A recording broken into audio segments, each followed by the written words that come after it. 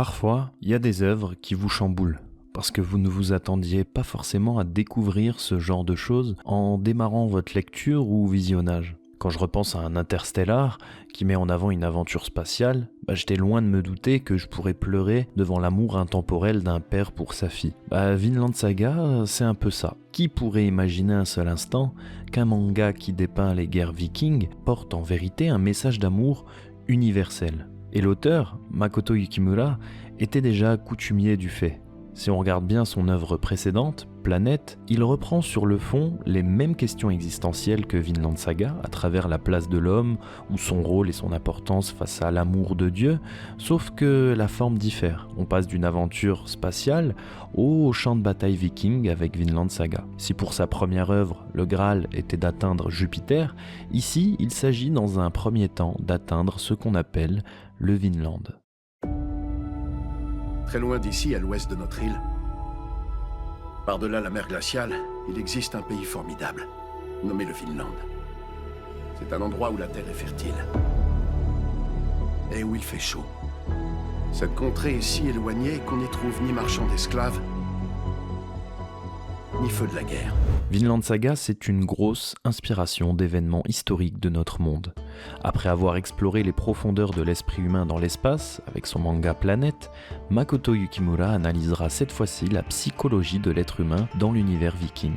Et en réalité, le Vinland, c'est le nom donné à une côte de l'Amérique du Nord observée par un explorateur du nom de Leif Erikson au Xe siècle après Jésus-Christ, personnage que l'on retrouvera dans Vinland Saga. Cet homme sèmera la graine d'un monde meilleur dans la tête de notre protagoniste, Thorfinn Karlsefni, lui aussi imaginé à partir d'un héros du même nom.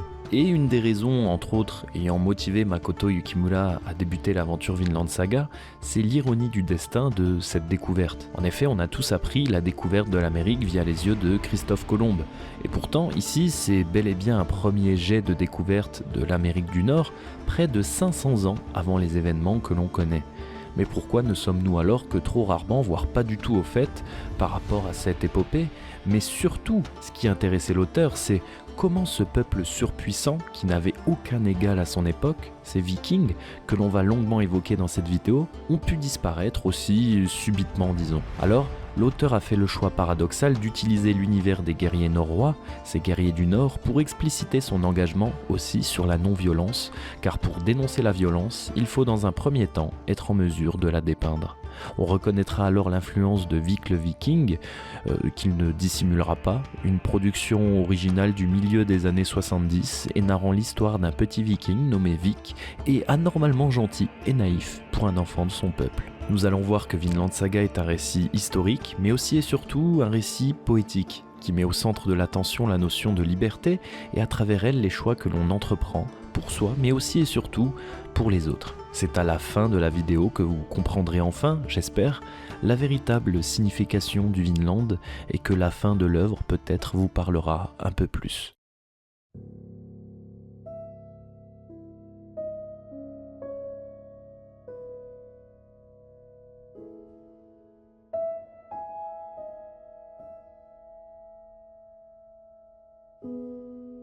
Comme je le disais en introduction, une grande partie du récit prendra place au crépuscule de l'âge d'or viking. Et ce déclin, selon les spécialistes, s'expliquerait par plusieurs facteurs, dont un climat déjà défavorable qui sera vaguement illustré dans le manga, mais surtout à cause d'une forte christianisation de l'Europe, à laquelle prendront part certains chefs vikings. Dans un premier temps, par souci stratégique, afin de commercer avec les Européens, puis, dans un second temps, par réelle conviction. Et ce changement de religion entraînera également une chute vertigineuse de la vente d'esclaves, contraire aux principes chrétiens. Vente d'esclaves qui représentait apparemment la plus grande part de marché de ces guerriers scandinaves. Donc en résumé, en s'émancipant du paganisme et en adoptant le christianisme, même si dans un premier temps c'était pour faire semblant et continuer à marchander avec les Européens, eh bien par la force des choses, avec le poids des années, les Vikings convertis étaient de plus en plus sincères et devenaient donc plus aptes à s'approcher d'une certaine paix et de l'amour de son prochain, complètement à l'opposé de leurs idées de base. Et ce qui est fort dans ce manga, c'est que les réflexions sur la paix du protagoniste vont s'inspirer détacherait du réel. Ici, Thorfinn fera part d'un détachement progressif des dogmes norrois et d'une remise en question des discours religieux que l'on nous introduit en tête dès la naissance. D'ailleurs, il y a une scène marquante dans le manga où l'auteur nous plonge dans les pensées d'un guerrier viking qui est en train de s'éteindre petit à petit pendant la guerre et commence à être pris de panique car il ne voit pas les Valkyries, ces femmes ailées mythologiques qui sont censées venir le chercher pour l'amener au Valhalla où il se reposera et s'entraînera aux côtés des dieux nordiques et de plein de jolies femmes pour atteindre le jour du jugement dernier, le Ragnarok. Car c'est cette croyance qui galvanise ces fous de combat. Et l'auteur, à de nombreuses reprises, remettra en question les croyances des personnages afin de questionner les raisons de la guerre, notamment en découvrant les pensées conflictuelles de ces guerriers quand ils seront aux portes de la mort et remettront alors toute leur vie en question. J'aimerais évoquer un personnage trop peu mentionné quand on parle de l'œuvre afin d'illustrer mes propos. C'est un moine du nom de Willibald. Cet homme de foi apparaît les mains liées et en tant qu'esclave. Il tiendra des propos assez flous, a fortiori pour les guerriers qui sont trop peu cultivés déjà pour avoir un mode de pensée qui intègre la nuance. Et ce fameux moine est intéressant puisqu'il questionnera l'amour de Dieu, lui qui assiste à toutes les perversités de l'humanité. Et il développera un point de vue intéressant. Enfin, qui s'entend, qui est que l'homme est dépourvu d'amour, puisque selon lui, tous nos actes sont motivés par quelque chose. Et alors, seule la nature contiendrait de l'amour. L'homme, lui, est imparfait. Il n'est parfait que dans sa mort. Parce que selon lui, c'est quand l'homme arrive à la fin du voyage, quand il n'hurle plus, qu'il n'éprouve plus aucun besoin, qu'il devient réellement parfait. Ainsi, la mort, selon lui, serait l'amour. C'est un sentiment d'attachement inconditionnel, sans contrepartie, sans rien attendre en retour. C'est une vision assez pessimiste s'il en est, je vous l'accorde. Et ce personnage, il est intéressant, car il sera l'élément déclencheur qui fera complètement vriller le prince Knut, un des personnages principaux du récit. D'ailleurs, l'auteur aura confié que ce personnage, ce fameux Knut, fut introduit afin de nous rappeler que le monde est composé de diverses opinions. Ce fameux prince est prétendant au trône du Danemark, mais trop heureux et frêle. Il sera envoyé au front par son père, sous prétexte d'expérience à acquérir, mais c'est en réalité afin qu'il y trouve une mort certaine, qui ne fera pas jaser au sein de la cour, et ne trahira pas l'honneur du roi. Mais le prince Knut aura une révélation. En discutant avec ce fameux moine, il va remettre en cause ses principes religieux dû à son éducation chrétienne. Éducation qui était d'ailleurs un sujet moqué par les Vikings autour de lui, qui lui attribuaient sa timidité et ses traits féminins en raison de cette éducation. Passage très intelligent de l'auteur qui montre à la fois la christianisation de certains Scandinaves, en l'occurrence ici Knut et son côté danois, et le contraste avec ceux qui étaient encore élevés au modèle païen. Et cette révélation chez Knut nous offrira l'un des glow-up de personnages les plus iconiques, tant au niveau du design que de la logique. Alors jusqu'ici, ce dernier vivait dans le déni et observait le monde à travers une illusion, une utopie. Il savait que son père ne l'aimait pas, mais prétendait qu'aucun parent ne déteste son enfant. Cependant, quand sa vision du divin changea, grâce à Willibald, il accepta la réalité et la vision du moine. Dans ce monde, il n'y a pas d'amour.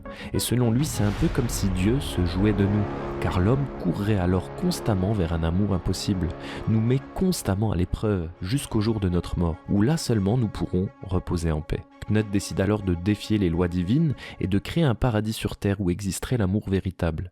Lui qui il y a quelques instants était encore totalement pacifiste, il ne se refusera plus d'utiliser les armes et de semer la mort pour un objectif idéologique. C'est intéressant car ça n'est pas qu'il n'est plus croyant, il croit juste d'une autre façon. Il se sent au final pas libre de ses mouvements et nous allons voir que c'est cette notion de liberté et de choix qui parcourt l'œuvre pour nous diffuser un message de paix universelle. On va alors faire un léger retour en arrière. Vinland Saga se décompose en deux grandes parties, on va dire. Le prologue, où Thorfinn est un jeune garçon prisonnier de sa vengeance, et la seconde moitié du manga qui est une recherche de paix, de liberté, de salut divin. Et avant de nous diriger vers cette seconde partie et de la détailler, prenons une route alternative afin d'y découvrir l'origine de la haine du jeune Thorfinn à travers deux personnages incontournables, Thors et Askeladd. こんなものに頼らざるを得んのは俺が未熟だからだ。本当の戦士には剣などいらぬ。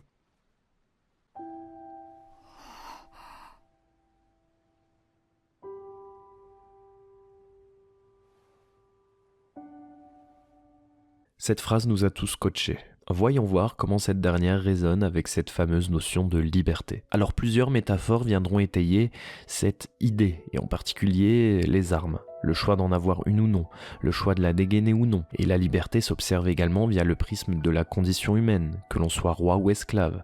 Le roi est-il plus libre que la personne au pied de l'échelle sociale et qui n'a donc rien à perdre? Ou à l'inverse, le roi n'est-il pas au final soumis à son statut, à des injonctions qui le forcent à prendre des décisions qui le hanteront plus tard? On pourrait aller loin, car l'auteur s'est beaucoup amusé à colorer cette notion de liberté à travers le paysage viking. Et le personnage de Thors illustre parfaitement cette idée. Pour recontextualiser, Thors, c'est le GOAT de l'œuvre. C'est une vraie légende chez les guerriers vikings. Il est d'ailleurs un ancien leader Jomsviking, qui l'a déserté depuis longtemps. C'est une unité d'élite spécialement entraînée au combat. Son passé viendra le rattraper quand un gradé le retrouvera sur son île paumée en Islande où il s'était exilé après avoir fui le front il y a longtemps. Le gradé du nom de Floki lui intimera de revenir à la guerre, ordre du roi, et lui fera comprendre que s'il refusait, eh bien son petit village paisible ne le sera plus longtemps. Thors n'a pas le choix et décide de rejoindre brièvement le front sans savoir que son fils Thorfinn était dissimulé à bord du navire qu'il empruntera. Ils se retrouveront alors isolés au cours d'un guet-apens et malheureusement, Thorfinn sera pris en otage et son père sera alors forcé de se sacrifier après avoir négocié la liberté des personnes qui l'accompagnaient.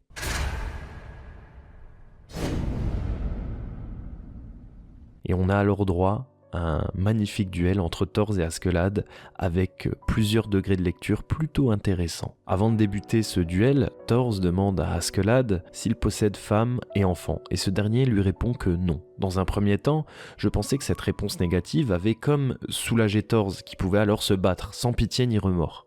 Mais c'est peut-être plus complexe que cela. En effet, si les deux hommes ont la même odeur, c'est ce qu'ils ont dit au début du duel, les deux se sont tout de suite attirés, et comme Askeladd n'a pas de famille proche, eh bien alors, est-ce que Thors, lui, a-t-il réussi à devenir un vrai père de famille à 100%? A-t-il réussi à renaître et se détacher des chaînes du guerrier qu'il était jadis? Est-ce qu'il est libre de ses actes? Eh bien peut-être pas. De fait, quand Askeladd répond qu'il n'a pas de famille, ça n'est pas uniquement que Thors soit rassuré, non, au contraire, il est peut-être même un peu déçu, car il comprend que lui-même n'a pas totalement changé, car il possède la même aura qu'un mec qui n'a rien à perdre. Bien sûr, cela n'empêche pas non plus que Thors est altruiste et qu'il réfléchit et aimerait éviter de tuer un homme qui n'a pas eu la joie d'avoir une femme et des enfants. Il le dira d'ailleurs après leur premier échange, en ayant constaté le niveau plutôt élevé du mercenaire. « Désolé Askeladd, je ne pourrai pas me ménager. » Preuve en est que jusqu'ici, il comptait se débarrasser de Askeladd sans lui faire de dégâts irréversibles. Thors est un personnage complexe, puisqu'il est tellement fort et charismatique, mais également sage à première vue, qu'on a l'impression qu'il est le but ultime à atteindre. Il marquera d'ailleurs les esprits et reviendra régulièrement dans les pensées de notre et même de nos protagonistes. Pour autant, à l'instar des propos d'un Willibald, rappelez-vous ce moine presque hérétique, eh bien c'est dans sa mort que Thors incarnera réellement la perfection des propos qui l'ont rendu célèbre auprès des lecteurs du monde entier, dépassant sa maladresse. Maladresse car jusqu'ici Thors cherchait la repentance en raison de son passé où il côtoyait la mort au quotidien. Cependant, il n'a jamais su trop comment faire. On le voit dans le tout premier volume de l'œuvre où il achète un esclave sur le point de mourir afin de l'extirper des souffrances qu'un seigneur local du nom de Halfdan lui réservait pour s'être échappé. Thors ira même jusqu'à offrir plusieurs bêtes en échange de l'esclave, bien plus que son prix initial, un prix dérisoire où Thors est clairement le perdant de cet accord. En effet, le fugueur était déjà en très mauvais état et juste après ou juste un chouïa avant, ça dépend des interprétations, d'avoir conclu l'accord, l'esclave succombera à ses blessures. Alors la morale ici se retrouve dans le titre du chapitre, des chaînes qui ne peuvent être brisées. On revient sur notre question de liberté. Selon Halfdan, le seigneur local, libérer cet homme de ses chaînes n'a aucune valeur puisqu'il ne pourra l'amener nulle part. Et pourtant, si on regarde bien, cet inconnu aura au moins pu mourir libre s'il est mort juste après l'accord ou à minima reposer en paix s'il est mort juste avant l'accord, puisque Thors lui creusera une tombe, un endroit où reposer en paix. Personnellement, je vois le rachat du défunt esclave comme une tentative désespérée de Thors afin de devenir quelqu'un de mieux et de contribuer à cette quête de liberté qu'il tente désespérément de résoudre. Thors n'a pas su quoi rétorquer à Halfdan quand ce dernier lui a dit que briser les chaînes de l'esclave ne lui rendra pas sa liberté pour autant. Et en effet, même s'il a effectué une bonne action ici, Thors, eh bien l'homme est mort avec des chaînes autour du cou malgré tout. Est-ce que néanmoins la présence de Thors à ses côtés justifie juste avant sa mort, et le récit du Vinland qu'il lui murmure dans l'oreille, ce pays magique, magnifique, sur son lit de mort, afin d'apaiser son âme sur le chemin vers l'au-delà, aura réellement permis de libérer l'esclave. Alors il n'y a pas forcément de bonne ou de mauvaise réponse, tout dépend des convictions de chacun, et personne n'est réellement en mesure de l'affirmer, pas même Thors d'ailleurs, qui ne semble pas en mesure d'expliquer ses actions quand au sein de son entourage, on ne comprend pas ses décisions. Sa fille passera son temps à pleurer l'argent perdu pour avoir acheté un homme mort quasi, eux qui ne sont déjà pas très riches. Et les non-dits et ou les hésitations de Thors vis-à-vis de ses actions et de cette quête de liberté vont alimenter toute la vie du guerrier. En effet, dans le même registre, quand Thors prend un bateau pour retourner au front sur ordre du roi, il tentera de transmettre un message à son fils via sa femme, mais ne sait pas compléter sa phrase. Il n'arrivera pas à dire « je t'aime mon fils » par exemple.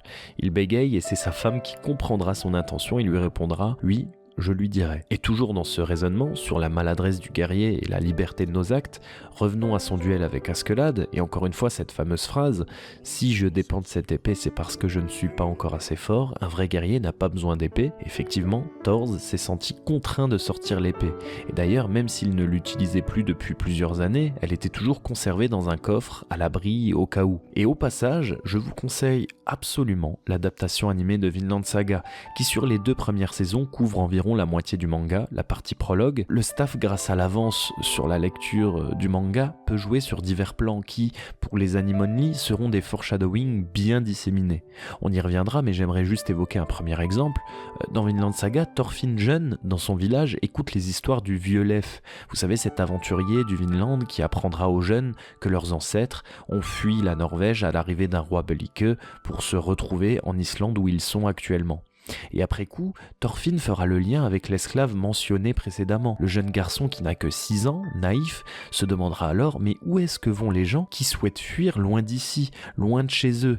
De manière implicite, la question de Thorfinn revient à se demander s'il est possible d'être assez bien un jour quelque part, pour ne pas avoir besoin de fuir. Sommes-nous tous réellement libres? Est-on toujours contraints de fuir à un moment? Encore une fois, Thors ne saura donner de réponse précise à son fils, et l'animé ira encore plus loin en ajoutant un joli plan sur le coffre de la maison de Thors où était entreposée son arme d'antan, comme un fardeau qu'il traîne, comme la chose qui l'empêche de répondre à son fils, comme un boulet qu'il traîne au pied, comme un truc qu'il garde au cas où car il n'est pas encore réellement libéré des chaînes du passé. Et si Thors dans sa vie est maladroit, eh bien en mourant, dans ses ultimes instants, il va remporter le duel face à Askeladd.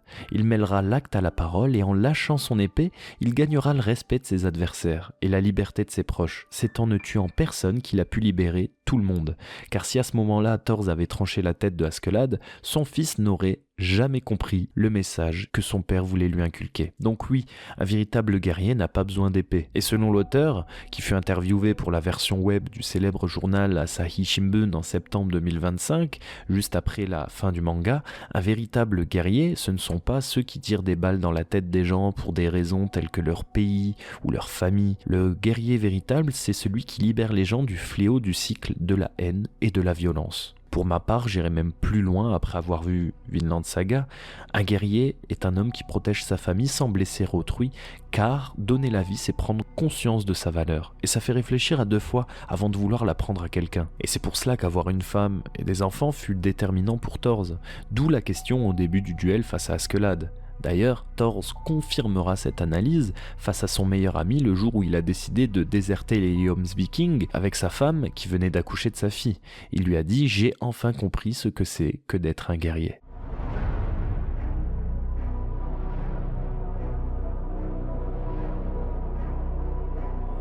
Il faut penser à la guerre avant qu'elle n'éclate, car une fois démarrée, il est trop tard pour y penser. C'est ce que disait Makoto Yukimura en interview, et il n'avait pas tort. Vinland Saga a démarré en 2005, à une période où les conflits semblaient beaucoup moins médiatisés qu'actuellement, d'autant plus que le manga s'est terminé en juillet 2025, en pleine crise mondiale, je pense qu'on peut le dire, et si un personnage réfléchit toujours aux problèmes en amont, afin de mieux s'y préparer, voire de les éviter, un personnage qui a toujours un coup d'avance, eh bien, c'est Askeladd.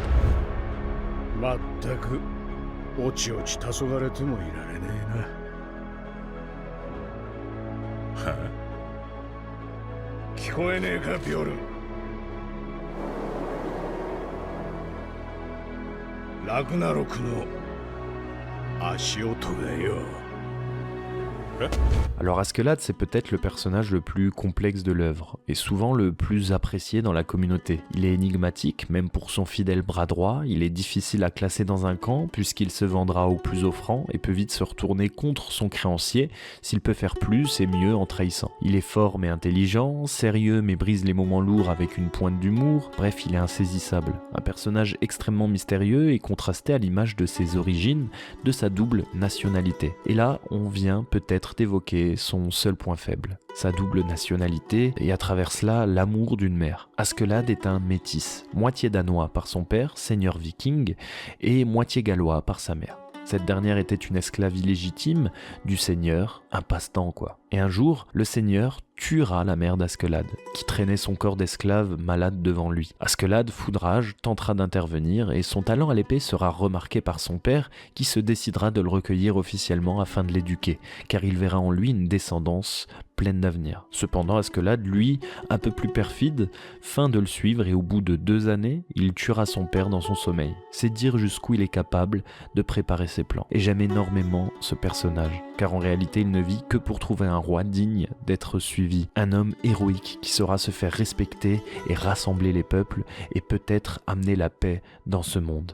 Il tient ce leitmotiv de sa mère malade qui ne cessait de lui raconter que son père était le lointain descendant du célèbre roi Lucius Artorius Castus, héros aux origines de la légende du roi Arthur, et que ce dernier se reposait dans un pays calme et qu'un jour il reviendrait, un peu comme le Messie si vous préférez. Ainsi Askeladd est certes libre comme l'air, mais au final un peu prisonnier de son passé et des attentes de sa mère. Les bases étant posées, laissez-moi vous raconter une scène que j'apprécie énormément. À un moment, Askeladd est chargé de défendre le prince Knut, futur roi du Danemark. Seulement, à leur trousse, il y a Thorkel, le plus grand et fort guerrier du manga, si l'on ne compte pas Thors. Rien ne joue en faveur d'Askeladd, qui persiste et souhaite poursuivre sa mission malgré les risques, là où d'habitude il est beaucoup plus prévoyant et ne s'engage jamais dans une bataille perdue d'avance.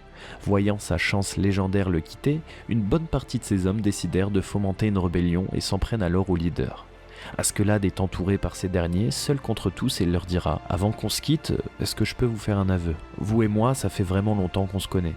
On a ri ensemble, bu ensemble, arpenté un grand nombre de champs de bataille ensemble, mais pendant ces 10 et quelques années que j'ai passées avec vous, du fond de mon cœur, je vous ai vomi. Vous valez moins que des porcs. Crétin de Danois. » Et juste après, il coupe la tête du mec le plus proche de lui avant de s'engager dans une grosse mêlée, seul face à une vingtaine de mecs. C'est ça qui est génial chez lui. À l'instar de la fois où il avait passé 2 années aux côtés de son père avant de le poignarder dans le dos, il est capable de côtoyer des hommes pendant plus de 10 ans sans les apprécier. Mais pour autant, c'est clairement le plus complexe des personnages, car malgré le fait qu'il prétendait détester tous ces types vivant à ses côtés, il existait quand même des exceptions, dont son bras droit, Bjorn.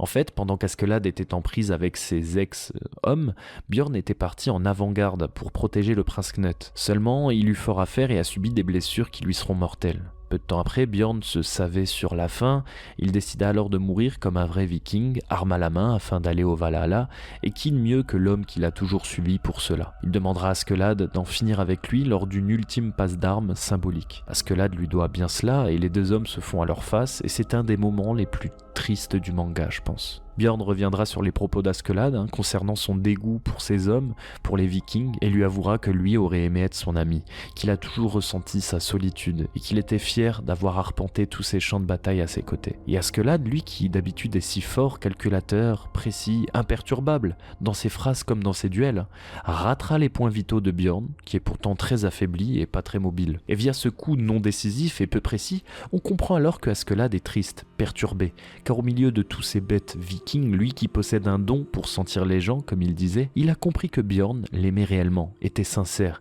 et ne pourrait jamais le trahir. Bjorn avait remarqué la solitude de Askeladd. En effet, il ne lui était pas rare de regarder l'horizon pendant que ses hommes faisaient la fête après une razzia. En fait, ce personnage n'avait qu'un seul but dans la vie, celui de sa mère, rappelez-vous, et errait en attendant, survivait en faisant le mercenaire et masquait ses émotions. Durant son duel face à Thors, au début du manga, il a probablement pendant une fraction de seconde pensé que l'homme face à lui pouvait tenir le rôle de meneur, ce rôle du roi Arthur qu'il avait tant cherché, au point où il dira à Thors « Est-ce que tu veux devenir notre chef ?» S'il feint par la suite d'avoir blagué, l'ambiance s'était quand même vachement alourdie et tout le monde fut choqué de cette proposition. En réalité, Askeladd était quand même on ne peut plus sérieux, probablement. C'est un homme complexe, car n'affichant jamais ses réels sentiments. De fait, est-ce que Askeladd était libre? Libre de penser, ou libre d'aimer même? Car oui, en vérité, il sera comme un père de substitution pour Thorfinn, qu'il ignore au quotidien, qu'il feint d'ignorer plutôt, lui faisant croire qu'il n'est présent dans sa troupe que pour son utilité de mercenaire. Mais en vrai, Askeladd s'en veut probablement. Thorfinn était quand même le fils de Thors, le seul homme digne jusqu'ici. De plus, comme Askeladd, Thorfinn n'aimait pas vraiment la guerre, il tenait seulement à sa vengeance. Et si on regarde bien, on comprendra son désintérêt pour la guerre, à l'instar de Thors ou Thorfinn, à travers quelques parallèles sympathiques. Le premier, rappelez-vous, dès le début de l'œuvre, quand Thors semble littéralement s'effondrer, quand Floki vint le mobiliser pour la guerre, et que tous les jeunes du village explosent de joie en apprenant qu'une guerre est imminente. Le contraste est frappant. Le second, pour la troupe de Askeladd, après chaque conquête, il n'était pas rare de voir ces bandits se saouler, piller, dire des obscénités autour d'un banquet, là où Thorfinn et Askeladd, eux, se faisaient plus discrets, pensifs, au loin. C'est toute la subtilité du personnage.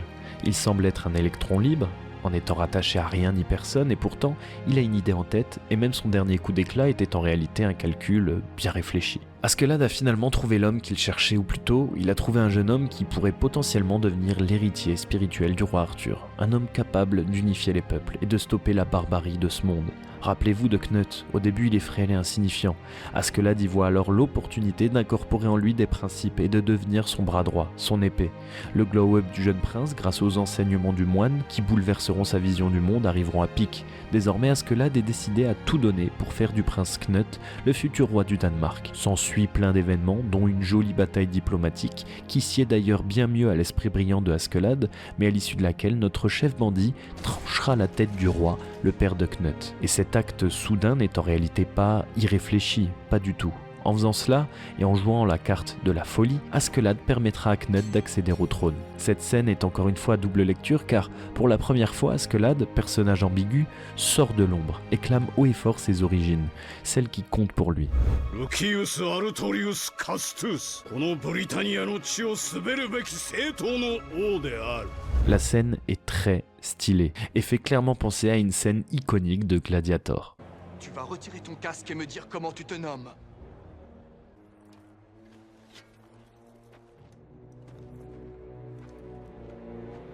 Mon nom est Maximus Decimus Meridius, commandant en chef des armées du Nord, général des légions Félix, fidèle serviteur du vrai empereur Marc Aurèle, père d'un fils assassiné, époux d'une femme assassinée. Et j'aurai ma vengeance, dans cette vie ou dans l'autre. Ici, dans Gladiator, le général est un esclave et sort de l'ombre en révélant son identité. Un peu comme Askeladd ici, prisonnier de son passé mais qui se révélera en plein jour. Seulement, et on retombe dans l'ambiguïté du personnage, du moins aux yeux de la majorité, il est obligé de jouer la carte de la folie, car si c'était un acte délibéré, lui qui est le bras droit du prince Knut, eh bien le prince Knut de fait serait arrêté, justement pour haute trahison, ce qui ne sera pas le cas ici. Le personnage de Askeladd a alors pour la première fois révélé sa vraie nature, aussi vite qu'il s'est sacrifié pour ses convictions, pour son futur roi.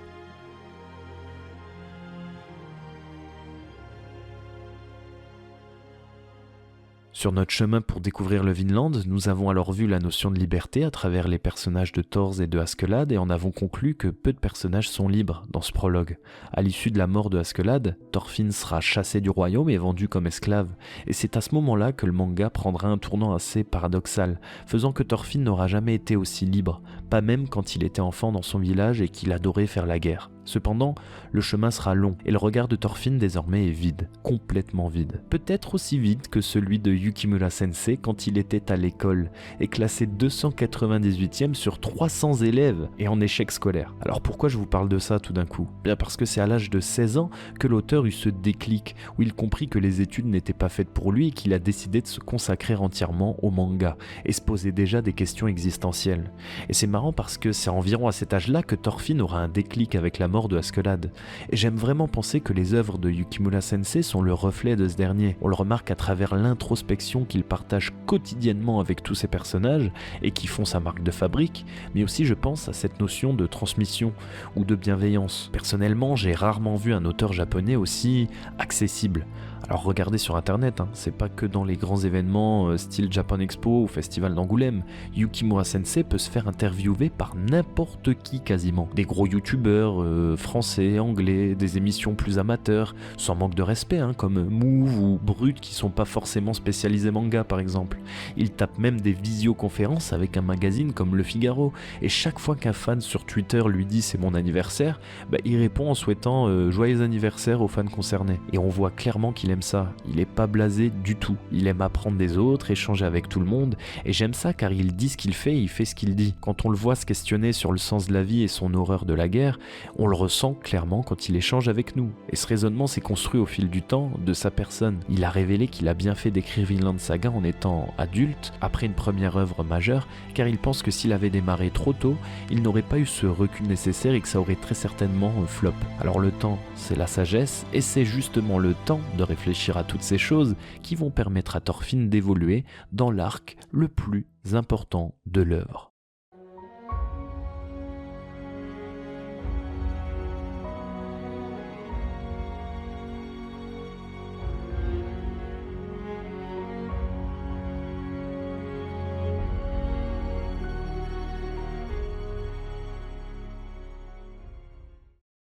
Jusqu'ici, Vinland Saga, c'était un manga de vikings, de la torture, des tripes arrachées, jusqu'à l'apothéose de la tête du roi coupé. Sans transition, l'arc qui suit va sans doute en perturber plus d'un. Et pourtant, cet arc est pour moi le plus important de l'œuvre. Et c'est vraiment pas compliqué de l'identifier comme tel, mais tous les parallèles présents et les réponses apportées au prologue, tout y figure, et même pour moi l'accomplissement de Thorfinn. Yukimura Sensei a d'ailleurs dit qu'il comptait débuter son histoire avec cet arc. Mais à l'instar de son éditeur, vous conviendrez qu'il serait bizarre de nous vendre un manga de viking où le protagoniste est un esclave et qui recherche la paix. Parce que oui, nous avons droit à une courte ellipse où nous retrouvons Thorfinn devenu esclave dans une ferme. Il effectue ses tâches du quotidien sans conviction et n'est plus qu'une loque, on peut le dire. Lui qui a perdu tout objectif depuis que Askeladd est mort, et qu'en plus ça n'est pas lui qui ait pu en finir avec Askeladd. Comme un goût d'inachevé, Thorfinn n'est plus que l'ombre de lui-même. Cependant, Thorfinn va évoluer, il va renaître.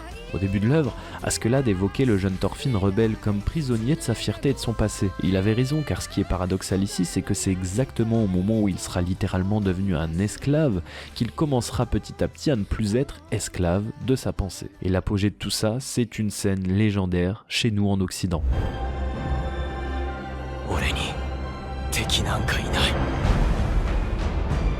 Pour recontextualiser la chose, très rapidement, il vient de se prendre 100 coups au visage. 100. Et cela sans droit de réponse, juste afin d'avoir le droit d'aller parler au roi Knut en personne. C'est le seul moyen de négociation que Thorfinn ait trouvé afin de pouvoir prétendre parler au roi sans user de la force, car désormais il ne souhaite plus faire de mal à personne. C'est son nouveau credo. Le pari est simple, frappez-moi 100 fois et si je suis encore debout, eh bien j'irai parler au roi. Alors qu'à l'époque il aurait juste découpé tous les mecs en face de lui.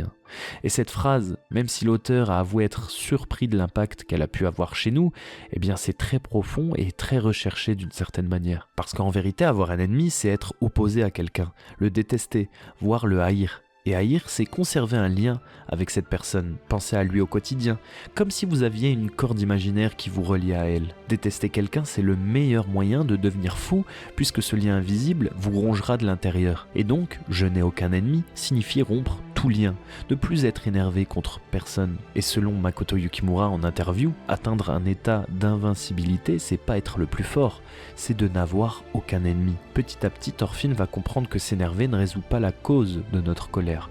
La mort de Askeladd fut en ce sens bénéfique, car il comprit que s'énerver ne pouvait que le prolonger dans un état de tristesse infinie, et qu'il n'y pouvait plus rien. Et j'irai plus loin, Thorfinn a également compris que même si c'était lui qui avait été à l'origine de la mort de Askeladd, son état aurait probablement été le même, tant que ce lien de haine aurait été conservé. C'est en faisant l'impasse, en pardonnant, en s'émancipant de ses chaînes intérieures, que Thorfinn trouvera la paix, bien qu'il soit esclave. Et au passage, petite parenthèse, c'est pour cela que Thorfinn, vers la fin de l'œuvre, usera des mêmes tactiques dans ses duels que les tactiques qu'utilisait Askeladd contre lui au début du manga. Et selon moi, cette notion de n'avoir aucun ennemi était un des enseignements longtemps incompris de Askeladd envers Thorfinn. Askeladd qui, à travers le jeune viking, observait le reflet de sa propre jeunesse quand il était un garçon motivé uniquement par la vengeance de la mort de sa mère. Enfin, vengeance qui ne l'a jamais trop quitté, vous l'aurez compris. L'anime a ajouté une scène particulièrement intéressante à ce titre, et dans l'épisode 5, au cours d'un duel avec Thorfinn, Askeladd dira « Comment veux-tu me tuer si tu te laisses porter par ton épée ?» Tout le monde comprit, dont Thorfinn, que c'était un conseil pour le jeune Norrois d'utiliser ses poignards, beaucoup plus légers et maniables, ce qui sera par la suite sa marque de fabrique d'ailleurs. Mais selon moi, cette phrase avait une double connotation. En effet, la seule manière de tuer véritablement Askeladd, c'est de ne pas succomber à l'épée, donc à la haine, de ne pas se laisser porter ou emporter par le désir, le poids de l'épée, c'est-à-dire par le poids de sa haine.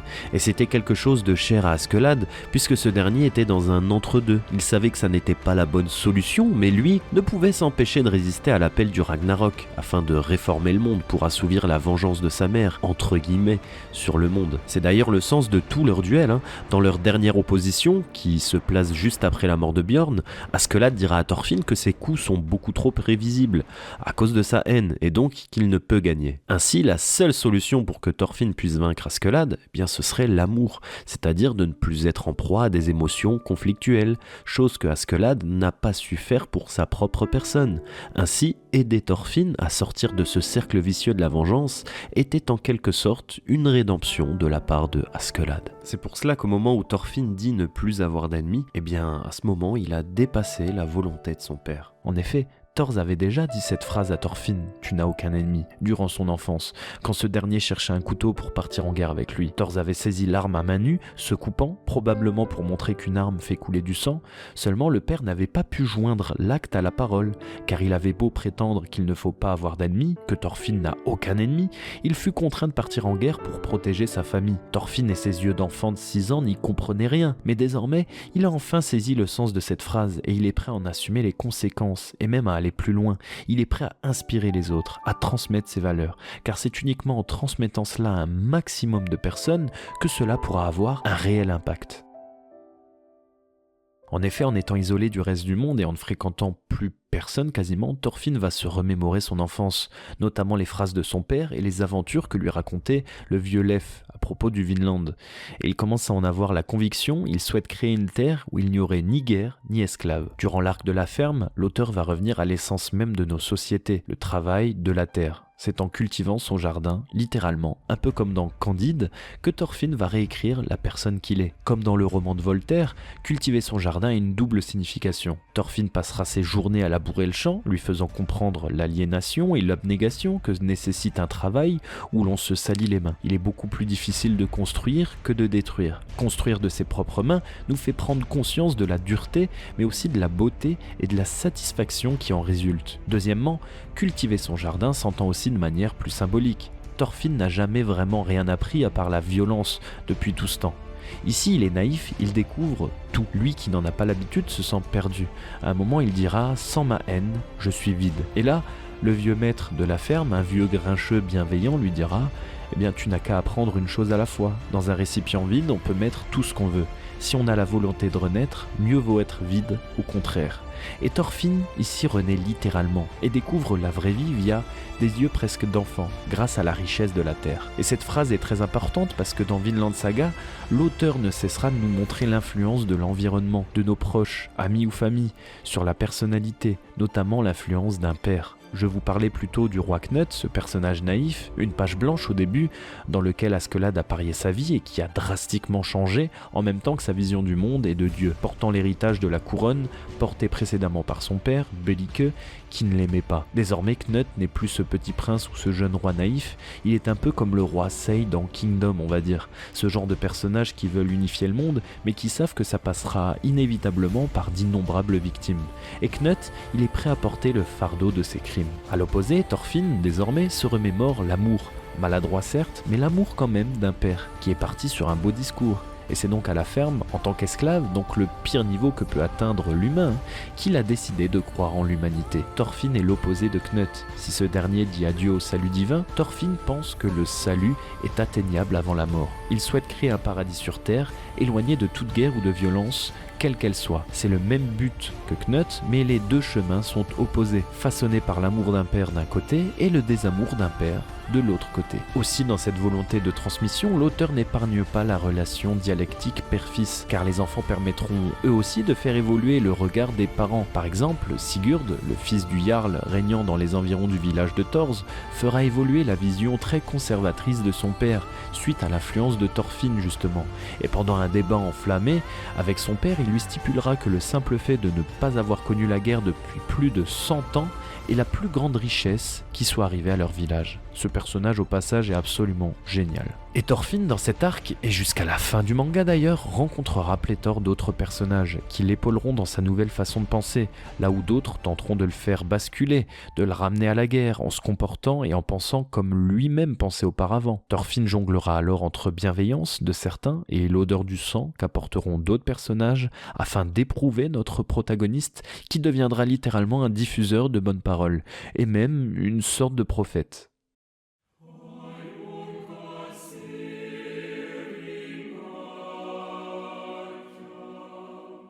Vinland Saga reflète l'évolution de la mentalité des guerriers vikings, là où la promesse du Valhalla ne suffit plus à galvaniser les troupes pour la guerre. Thorfinn remettra en cause de nombreuses fois les enseignements, voire l'endoctrinement, parfois, que l'on nous met dans le crâne dès la naissance, amenant certaines brutes à réfléchir sur le bien fondé et l'utilité de leurs actes. Vinland Saga raconte l'histoire de peuples qui commencent à se détacher des préjugés, des allants de soi, des coutumes, du déterminisme. Le personnage de Sigurd, évoqué un peu plus tôt, exprime cela à la perfection. En plus d'ajouter une touche d'humour bienvenue dans le dernier quart de l'œuvre, il brisera les chaînes de son héritage. Lui qui n'a pas envie de reprendre la succession de son père.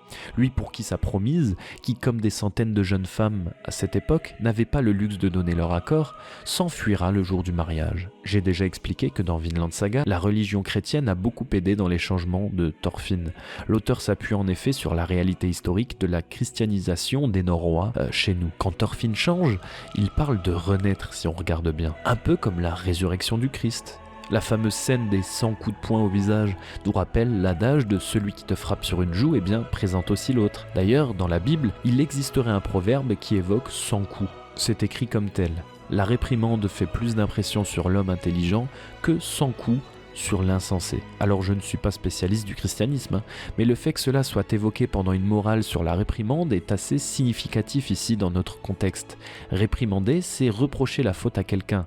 Et apparemment, si Dieu te réprimande, te corrige, c'est qu'il t'aime. Donc d'une certaine façon, quand Thorfinn accepte ses frappes au visage, c'est une forme d'expiation, c'est un nouvel homme. Et à ce titre, dans les derniers volumes, Thorfinn est bel et bien parti créer une civilisation de paix sur les terres du Vinland, qu'il atteindra. En tant que meneur d'hommes, il parcourra ces nouvelles côtes pour y planter du blé et construire une nouvelle civilisation. Il tiendra en quelque sorte le rôle du berger dans la Bible, celui qui guide, qui élève son peuple grâce à sa culture. À l'instar de son père, Thors, dont Makoto Yukimura avait évoqué sur Twitter qu'il était conçu sous un angle religieux, Thorfinn est véritablement parfait dans son message de paix. D'ailleurs, pour quelques personnes, ce dernier arc de Thorfinn au Vinland serait de trop. C'est vrai qu'il est parfois rageant de le voir hésiter dans un pacifisme exacerbé qui au final ne semble rien résoudre, puisque la guerre frappera à nouveau les portes de son quotidien. L'auteur lui-même avait confié environ 10 chapitres avant la fin, complètement hésité quelle direction prendre pour cette dernière ligne droite. Et on le ressent. Ce qui est sûr, c'est que cette dernière épopée rend compte de la difficulté de ce long voyage vers la paix. Et on y reviendra à la fin de la vidéo. Parce qu'effectivement, une fois le fameux Vinland atteint, avec les autochtones présents sur les lieux, les Indiens, ça va être compliqué. Mais pour autant, Thorfinn aura réussi, lui, à ne pas briser sa promesse. Alors c'en est peut-être devenu ridicule parfois, parce qu'il aurait pu éviter pas mal de morts et de blessés en mettant des gens KO, mais bon, il est devenu un vrai guerrier, quelqu'un qui fait le bien. C'est véritablement un saint désormais, et il compte réessayer ailleurs plus tard, mais il réessayera peu importe les difficultés. Et Dieu sait les difficultés pour être un meneur d'hommes vers la paix. À un moment de l'œuvre, un Indien effectuera un rituel afin de connaître les intentions du groupe de Thorfinn dont il se méfiera. Et dans son espèce d'expérience chamanique, il apercevra un futur lointain. notre futur en réalité.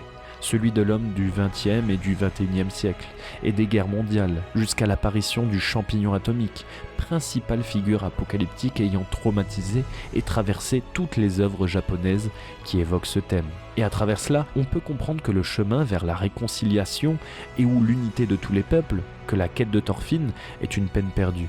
Il ne peut qu'être une sorte de martyr, et mourir comme tel. Mais il subsiste un espoir. Ce changement de mentalité chez Thorfinn, ce rôle de guide, cette renaissance, l'auteur l'a intelligemment apporté via la religion comme on l'a vu. Mais pas que. La famille joue un rôle important, un rôle primordial, notamment les femmes et les enfants, et l'amour qui en résulte.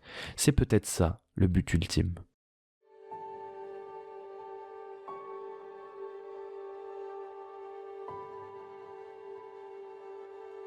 Makoto Yukimura avouait être un grand fan de Hokuto no Ken, notamment grâce au personnage de Kenshiro, qui tuait ses ennemis certes, mais jamais de gaieté de cœur. Et en bon pacifiste, Yukimura Sensei a toujours apprécié cela, et a toujours souhaité réaliser un manga où le protagoniste n'aurait pas besoin de succomber à la violence. Et pour cela, une seule réponse est possible, l'amour, qui d'ailleurs est paradoxalement un grand message de Hokuto no Ken. Et au fur et à mesure de la rédemption de Thorfinn et de tous les dilemmes qu'il a à surmonter, il va se construire une véritable famille. Déjà un garçon qu'il adoptera par la force des choses, ce qui est assez fort quand même, symboliquement. Lui qui a causé tant de pertes humaines, il sauvera la vie d'un nourrisson, qu'il éduquera comme il faut, et qui deviendra d'ailleurs un très bon petit garçon, super intelligent. C'est vraiment pour montrer la richesse que peut développer un enfant quand il est entouré d'amour. Le petit garçon sera d'ailleurs suivi d'un chien qui sera également adopté et je pense que c'est pas anodin non plus. Parce que dans les derniers volumes du manga, qui sont consacrés à l'élaboration d'un havre de paix, du Vinland, de la Renaissance, d'une zone de non-conflit, quoi de plus pur qu'un enfant innocent et d'un chien fidèle compagnon. Les enfants et les animaux, c'est un peu le symbole de la pureté. C'est un peu ce qu'il ne faut jamais toucher. Aussi, paradoxalement, si vous cherchez un manga qui vante les mérites de la femme, Vinland Saga est fait pour vous. C'est simple, les femmes sont en réalité les personnages les plus forts de l'œuvre. La sœur de Thorfinn, par exemple, alors bien que ce soit souvent dépeint avec de l'humour, elle est décrite comme une terreur, respectée de son village. La femme de Thorfinn, elle a suivi et épaulé son homme, même dans les moments les plus chauds. Il y a une scène très marrante d'ailleurs à ce sujet. À un moment, Thorfinn recroise Thorkel, vous savez, le mec le plus costaud et fou du manga, le mec qui vit que pour la bagarre, le mec en déprime quand l'Angleterre connaît une période de paix, le mec que l'on nous introduit dans le manga en balançant des gros rochers sur les Vikings alors qu'il en est un lui-même, juste parce qu'il a été aider les Anglais, car ça serait un peu plus pimenté, bref, le monstre. Je vous la fais court, mais il voulait se rebattre en duel avec Thorfinn, car il adorait ça. Ils l'ont fait plusieurs fois dans le passé, c'était épique, sauf que Thorfinn, lui, il en a terminé avec tout ça. Eh bien Gudrid, la femme de Thorfinn, elle s'est interposée, en frappant Thorkel, lui intimant de laisser Thorfinn tranquille, etc., qu'il avait changé, blablabla. Et là encore, l'auteur, tout en humour, montrera tout le respect qu'il éprouve pour les dames. Thorkel dira qu'il ne peut lutter contre une femme. Et venant de lui, laisser une proie comme Thorfinn s'en aller, ça tient juste du miracle. Mais personnellement, ça ne m'étonne pas ce traitement des personnages féminins, car dans chaque volume, à travers les mots de l'auteur, où il peut exprimer ses pensées, Makoto Yukimura nous fera l'éloge des dames. Et dans de très nombreuses introspections, Yukimura Sensei, qui ne cesse de se questionner sur le sens de la vie, reconnaît également la force démesurée des mères, des mamans, des femmes, a fortiori la force qu'elles peuvent déployer pour défendre leur foyer, leur enfant. Il évoquait d'ailleurs l'anecdote de sa femme malade qui arrivait à s'occuper de leur nouveau-né à l'hôpital, ou quelque chose comme ça de mémoire. Et cette anecdote m'a fait tilt, ça m'a fait penser au moment où Thorfinn trouve ce fameux nourrisson qu'il adoptera. Il le trouvera sur une île déserte, ravagée par la guerre, et une femme est cachée, mourante, dans un abri secret, en train d'utiliser son dernier souffle de vie pour allaiter son enfant. Couteau à la main au cas où l'envahisseur frapperait. Et quand elle voit Thorfinn, elle veut l'abattre, avant de voir qu'il n'est pas mauvais, et ce dernier remarquera une giga blessure mortelle dans le dos de la maman qui s'était efforcée de tenir jusqu'ici avec cette blessure. Et en voyant ça, j'ai vraiment eu des frissons. Ça m'a rappelé moi aussi la force que pouvaient déployer les femmes quand elles donnent la vie. La force d'une mère pour son enfant. D'ailleurs, faut savoir, rappelez-vous, que la seule fois où la mère de Thorfinn s'était énervée, c'était quand Thor, son père, était encore un viking et qu'il s'en fichait un peu du prénom de sa future fille. et elle l'avait obligé à se préoccuper de ça, et c'était vraiment très drôle.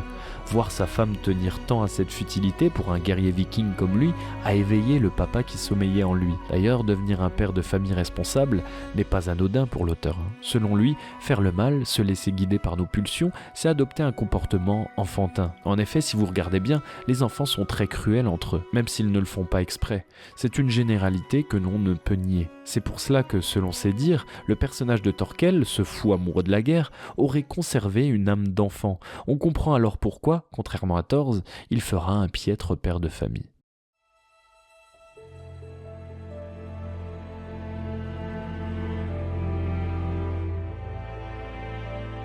Dans les mots de l'auteur, une autre notion revient fréquemment, et c'est ce qu'on laisse à nos enfants. L'exemple que l'on donne en tant que père. L'auteur se questionne souvent sur l'importance de ses actes auprès de ses enfants et ce qu'ils en retiendront. Le véritable message de Vinland Saga, pour moi, au-delà d'être un hymne à la paix, concerne surtout notre attitude face aux doutes sur le sens de la vie. Et si tel est le cas, si vous n'êtes plus sûr de rien, s'il y a quelque chose qui doit ou peut vous forcer d'aller de l'avant, c'est l'amour. C'est un thème récurrent chez l'auteur, et c'était déjà le cas dans son œuvre précédente, mentionnée en début de vidéo. On avait la recherche perpétuelle de l'amour et la question divine qui permettait au protagoniste de ne pas sombrer dans le désespoir.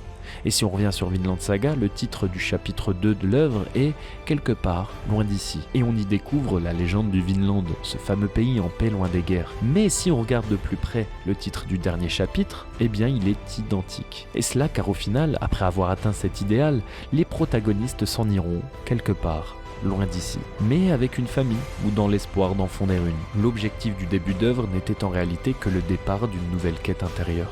C'est ça Vinland Saga. Le héros cherchait un endroit idéal, mais l'œuvre nous montre que l'endroit idéal est avec notre famille. On a exactement le même schéma narratif que dans Planète, son manga précédent, où le protagoniste, après avoir atteint Jupiter, a déclaré être pressé de rentrer chez lui auprès de sa famille et reprendre son ancien travail bien moins prestigieux. L'homme passe son temps à courir après des choses dont il n'a en réalité pas besoin, sans comprendre que tout ce dont il a besoin se trouve à ses côtés. Mais c'est seulement après un long voyage et une période de doute qu'on peut le comprendre. Après tout, c'est quand on éprouve le manque d'une chose que l'on se rend compte de sa véritable valeur. Et en faisant mes recherches, je suis tombé sur un proverbe apparemment connu qui résume parfaitement l'esprit Vinland Saga. Je n'ai pas besoin d'ennemis, j'ai de la famille. Là où dans la première moitié de l'œuvre, et même un peu plus, on avait beaucoup de relations conflictuelles, on verra par la suite des parents qui aiment leurs enfants, véritablement, de plus en plus. Je pense au père de Sigurd qui, derrière ses airs de sale type, dira « c'est bien mon fils », fièrement, quand il en aura l'occasion. Et rappelez-vous, je vous disais que la phrase « il faut cultiver son jardin » reflétait bien certains événements de l'œuvre, et que cela pouvait s'entendre dans les deux sens du terme. Eh bien, la planche finale de l'œuvre représente du blé qui germe, technique transmise par Thorfinn à un autochtone du Vinland. Cela évoque clairement l'échange de techniques entre diverses cultures qui feront évoluer la civilisation mondiale. Mais surtout, ce blé qui germe sera représenté en parallèle de la naissance d'un enfant de Thorfinn, qui clôturera quasiment le manga. On a donc deux naissances. Le blé, la terre qui a tant permis via l'arc de la ferme en accompagnant la renaissance de Thorfinn, modifiant le paradigme de sa pensée, et un nouveau-né qui vient concrétiser cette longue introspection, puis résurrection. Au final, il a eu son Vinland. Il le tient dans les bras à la fin de l'œuvre. La culture du blé a autant d'importance que la culture de la paix. Et c'est ça le Vinland, un champ où l'on propage ses idées, et non un endroit fixe où résider et ne plus bouger. Et pour propager des idées, il en faut du temps. C'est pour cela que la dernière saga, qui s'étend du chapitre 192 à l'antépénultième chapitre, à savoir le 218, portera le nom du voyage de 1000 ans. L'auteur s'est d'ailleurs exprimé à ce sujet. Il pense que ces valeurs de paix prennent du temps à se diffuser. C'est peut-être pour cela que le dernier arc nous paraît un peu poussif. Mais pourtant, l'auteur n'est pas dupe, contrairement à ce que l'on pourrait penser, mais il garde l'espoir car il prône la paix dans le monde. L'espoir que le temps fasse bien les choses. Lui qui s'appuie d'ailleurs énormément sur des événements historiques, c'est assez cocasse de voir que 1000 ans après, eh bien c'est à peu près à notre époque. Comme si le long message de Thorfinn nous avait atteint. Alors si le message peut sembler trop utopiste, l'auteur s'engage et donne une piste de réponse. En effet, il met souvent en avant des protagonistes qui éprouvent un désir.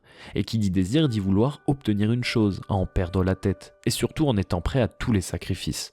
On le voit dans l'arc de la ferme par exemple, où le propriétaire des lieux ne peut plus contrôler sereinement son domaine qui s'étend à perte de vue, et beaucoup plus qu'il en a réellement besoin. On observe également cela via l'appétence des armes, concertée certains personnages, pour le pouvoir que cela procure ou comme moyen de dissuasion. Tous ces hommes sont soumis à un désir, une idée, et une phrase du manga reflète parfaitement cela. Tous les hommes sont les esclaves de quelque chose. Ascalade disait ceci en observant son oncle réprimandant une esclave qu'il avait achetée avec l'argent dont il était lui-même esclave. Et tant que les hommes seront en proie à leurs désirs, eh bien vous aurez beau aller quelque part qui ne soit pas ici, l'éternel cycle de la guerre recommencera. C'est d'ailleurs un constat que Makoto Yukimura faisait encore dans Planète. Dedans, il y décrivait l'histoire de ramasseurs de débris spatiaux qui en arrivaient à critiquer l'avidité de l'être humain. Car s'ils en sont arrivés à devoir coloniser l'espace, c'est parce que l'homme avait épuisé toutes les ressources sur Terre. Et pourtant, il commençait à refaire pareil dans l'espace.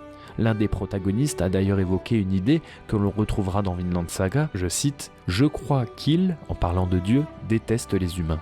Et la réponse de l'auteur est claire, que ce soit dans Planète ou dans Vinland Saga, quelle est la chose qui évite à l'homme de désirer les choses, matérielles ou non?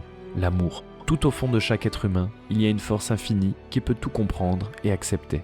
C'est l'amour. À ce titre, l'anime, encore une fois, a effectué le parti pris de débuter très intelligemment, dès les premiers instants, avec un torse au milieu d'une prairie ensoleillée, un champ que l'on pourrait assimiler certainement au Vinland, avec un visuel sur sa famille, là où le manga débute en pleine guerre.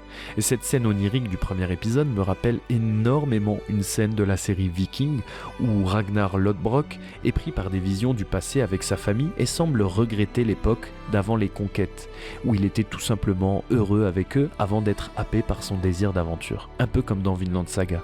Le bonheur était en réalité juste ici, à côté, mais comme souvent l'homme est incapable de comprendre qu'il n'a pas besoin de plus que ce qu'il possède déjà. Vinland Saga est donc un véritable appel à la liberté individuelle de penser, de croire, de faire, mais surtout de lâcher prise et de prendre conscience de l'essentiel, de l'instant présent, de la chance que nous avons d'avoir des gens qui nous aiment et de la chance que nous avons de pouvoir aimer. Cela devrait être bien suffisant pour nous dispenser de tout désir superficiel. Makoto Yukimura résume parfaitement la fin de l'ère viking à travers la religion et l'amour qui introduit les changements de mentalité. Si cultiver son jardin, c'est échanger des techniques de récolte ou s'instruire, c'est aussi découvrir l'inconnu. Et un couple métis viendra renforcer ce propos durant les dernières pages de l'œuvre. Cultiver son jardin, c'est pour moi le message d'amour d'un père qui a quelque chose à raconter à ses enfants, dans l'espoir qu'eux aussi racontent d'aussi jolies choses à leurs futurs enfants. Et peut-être que de fil en aiguille, le bien s'enracinera au détriment du mal dans nos sociétés. D'ailleurs, même si les premières pages du manga représentent un bain de sang